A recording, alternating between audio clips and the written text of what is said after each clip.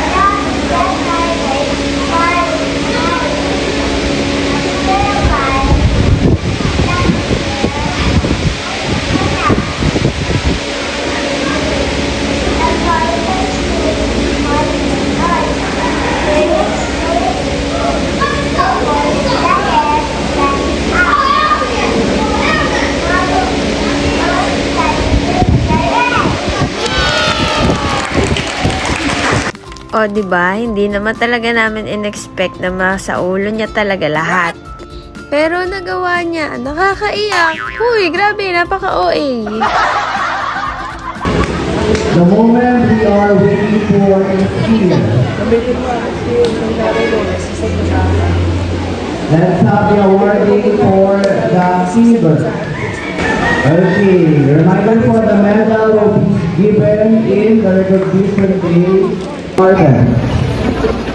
place is contestant number 7.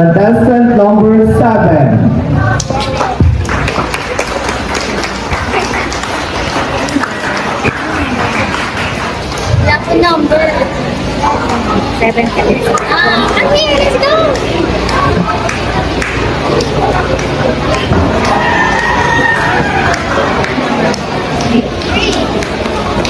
Our fourth place is contestant number 2.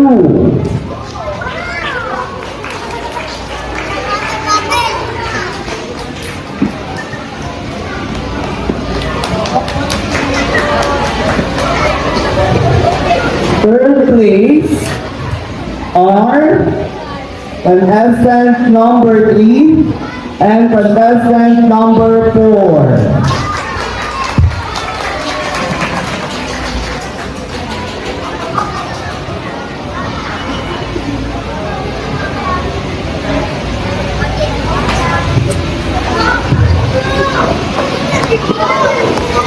Second place, contestant number 5.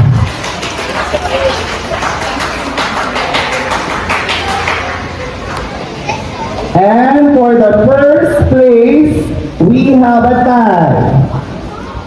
Contestant number 1 and contestant number 6.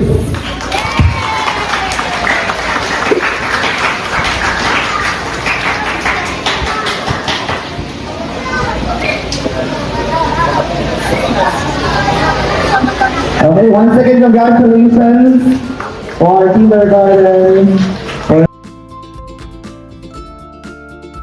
Congrats, kids! And syempre, hindi naman mabubuo ang standee ng ating prinsesa kundi dahil kay Ate Aki and Teacher Maki. Thank you, guys! Grabe, naiiyak na talaga. Ay, napaka-OA.